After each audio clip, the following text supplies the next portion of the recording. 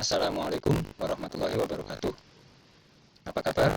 Semoga Allah selalu melimpahkan kesehatan, keselamatan, dan kesejahteraan pada kita semua. Amin. Selamat datang di praktek pemrograman pengolahan limbah. Saya Almavita Sofia alias Yusuf akan memandu kalian dalam praktek ini.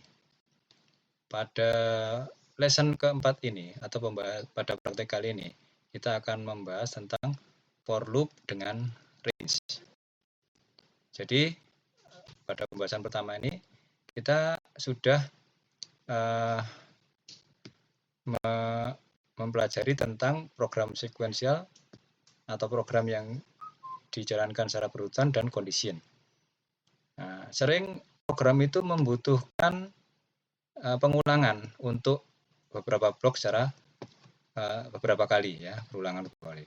Maka disinilah gunanya loops, ya. Maka nanti akan ada dua operator loop dalam Python, yaitu for dan while. Untuk praktek kali ini kita akan membahas yang for. Jadi for loop ini akan beriterasi, ya, atau mengulangi serangkaian program, ya. Sebagai contohnya, jika string pada Python itu merupakan suatu urutan dari karakter, maka kita bisa melakukan iterasi atau kita bisa mengulangi atau melewati satu karakter yang ada di string tersebut. Sebagai contoh program ini itu ada for karakter in hello. Jadi untuk setiap karakter yang ada di string hello, ya, maka cetak karakter. Maka kalau ini kita jalankan seperti apa hasilnya? Maka di sini string hello itu akan dicetak satu karakter H, E, L, dan O. Ya. Untuk penggunaan yang lain dari for loop ini adalah dia bisa juga melakukan iterasi pada variabel integer atau angka bulat, ya, dengan urutan naik atau turun. Ya. Maka urutan dari bilangan bulat ini bisa dibuat menggunakan fungsi range, yang bentuknya adalah range, formatnya range dalam kurung nilai terkecil dan nilai terbesar. Kita bisa melihat contohnya pada program di bawah ini, ya. Ketika ini kita klik run, maka kita bisa lihat, ya, jika program ini dibaca untuk i yang ada di range 5 sampai 8, nah, maka di sini ada urutan 5, 6, 7, tapi tidak termasuk 8. Ya, maka cetak i dan i kuadratnya. Nah, kemudian cetak end of loop. Jadi di sini kita bisa lihat untuk range 5 sampai 8 itu yang diakses atau yang diproses itu adalah 5 sampai 7 saja. Jadi di sini kita lihat bang fungsi range min value max value itu akan membangkitkan urutan dengan angka mulai dari minimal value, ya, terus tambah 1 dari minimal value tersebut, kemudian sampai mencapai angka tertingginya dikurangi 1. Nah, sehingga angka terakhirnya tidak disertakan.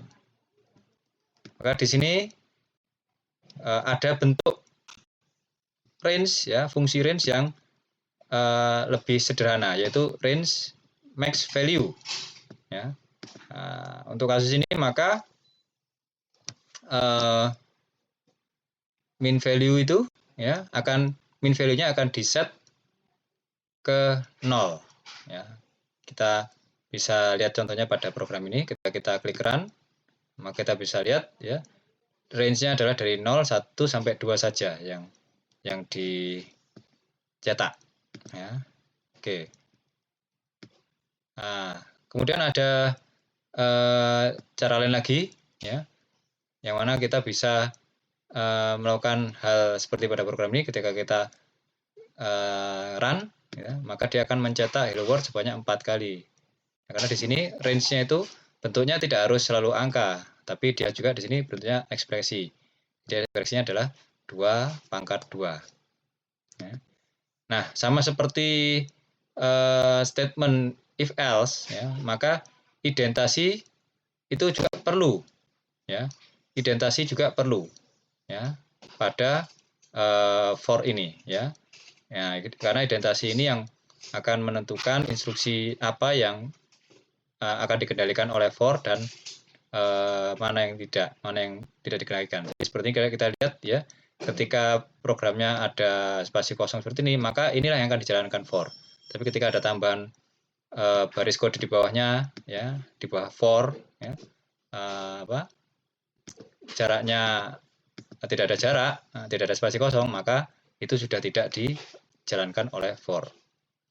Maka range ini, ya, range ini juga bisa berisi urutan kosong. Nah, misalnya range min 5 atau range 7 sampai 3. Nah, ini nggak bisa ya, range-nya 7 sampai 3 mundur, nggak bisa. Ya. Nah, jika ini terjadi maka blok for-nya itu tidak akan dieksekusi. Kita bisa melihat contohnya di bawah ini. Ya, jadi tidak dieksekusi. Nah, sekarang kita coba ini ada contoh, ya, menjumlahkan bilangan bulat dari 1 sampai n, ya. Nah, ini programnya ada di bawah ini, ya. Oke, jika kita klik run gitu ya, maka di sini variabel awal dari result adalah 0, kemudian variabel awal dari n adalah 5. Maka di sini untuk setiap i pada rentang atau range 1 sampai n plus 1. Nah, kalau 1 sampai n plus 1 berarti n 1 sampai 6. Nah, berarti kalau 6 berarti 5-nya akan diikutkan. Nah, maka di sini kita buat variabel lagi result plus sama dengan. Nah, di sini plus sama dengan itu adalah cara penulisan yang lebih singkat, ya. Jadi plus sama dengan itu berarti sama dengan plus. Nah, seperti itu ya. Jadi tinggal plus sama dengan itu berarti penambahan variabel tersebut, ya, variabel itu sendiri ditambahkan dengan i, itu maksudnya. Jadi kita bisa lihat di sini result sama dengan result. Jadi ini adalah pembaruan variabel atau update variabel, ya, dengan cara variabel itu sendiri ditambahkan dengan i. Nah, maka di sini kita lihat hasilnya adalah 15. Nah, perlu kita perhatikan bahwa maksimum value atau nilai maksimum pada range ini, ya, ini akan membuat i sama dengan 5, ya, i sama dengan n pada langkah terakhir. Nah, jadi jika kita ingin mengikutkan nilai maksimumnya, maka tambahkan 1. Untuk melakukan iterasi dengan urutan yang turun, ya, decreasing ini, ya, maka kita bisa memakai bentuk range yang di extended, ya, atau bentuk yang lebih luas lagi, bentuk yang lebih kompleks lagi, ya. Caranya dengan menggunakan 3 argumen. Di sini kita lihat bentuknya range start value, ya, range start value, end value, kemudian step, berapa langkahnya. Jika dihilangkan, maka step itu akan sama dengan 1. Nah, sama seperti yang di atas, ya, menggunakan min value dan max value. Nah, tapi di sini kita perhatikan bahwa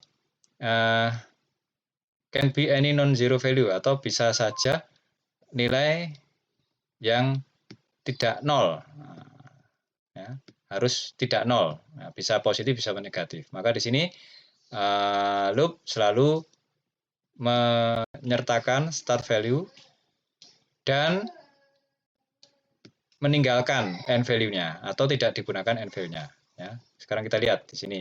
Kalau ini program ini kita jalankan, maka kita bisa lihat akan mencetak bilangan bulat dari 10 ya sampai sebelum 0. Nah, gitu ya bacanya. Dari 10 sampai sebelum 0 dengan langkahnya min 2, berarti langkahnya mundur. Nah, seperti itu. Maka di sini cetak 10, 8, 6, 4, 2, 0-nya nggak ikut. Ya, 0-nya disebutkan di sini, tapi 0-nya tidak ikut. Jadi sebelum, jadi bacanya adalah dengan range yang dimulai dari 10 dan sebelum 0. Dengan langkahnya minus 2. Baik, kita lanjutkan. Di sini ada setting fungsi print. Nah, jadi pada pembahasan sebelumnya ini kita sudah sering menggunakan fungsi print ya, dan defaultnya ya, maka fungsi print ini akan mencetak semua argumen ya yang memisahkannya dengan spasi ya, dan akan ada baris baru ya setelahnya. Ya, jadi maksudnya print itu nanti dia akan mencetak satu baris, kemudian kalau ada print lagi di bawahnya maka dia akan muncul di bawahnya. Jadi print itu akan mencetak semua yang ada di dalam tanda kurung, ya. Kemudian dia ngasih tanda new line, istilahnya simbol baris baru, sehingga ketika kita buat program di bawahnya, kode di bawahnya, maka itu akan dimulai dari baris baru. Nah, kelakuannya ini atau sifatnya ini bisa diubah menggunakan keyword sep ya, argumen keyword sep yang berasal dari singkatan separator dan n. Nah, seperti apa hasilnya kita bisa lihat di sini ya. Kalau print 1 2 3 ya. Print 1 2 3 di sini dicetak 1 2 3, betul. Print 4 5 6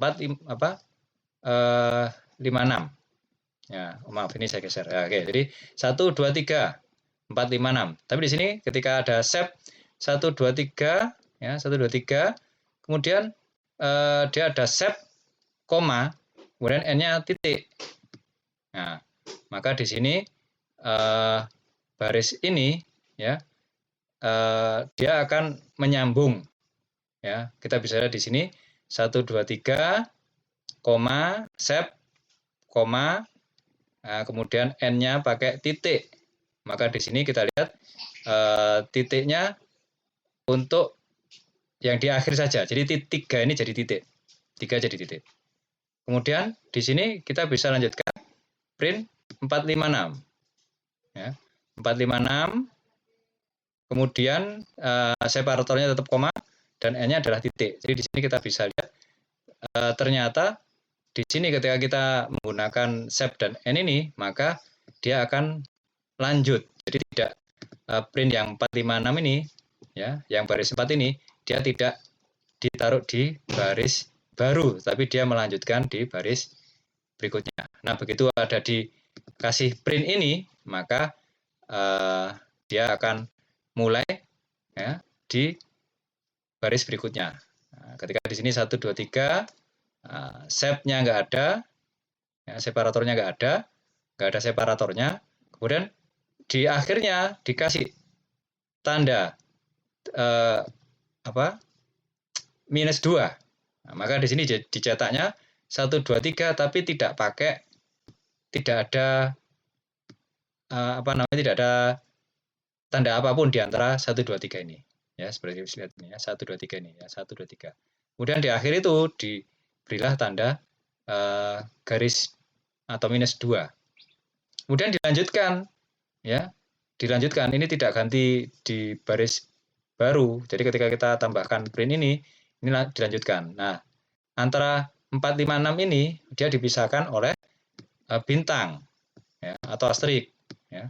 Kemudian di akhirnya dia diakhiri dengan tanda titik. Ya, seperti itu jika kita akan memberi hasil yang berbeda ya untuk fungsi print yang sama. Baik, ini adalah akhir daripada praktek keempat ini ya, tentang for loop with range ini, di mana kita bisa membuat perulangan ya, perulangan.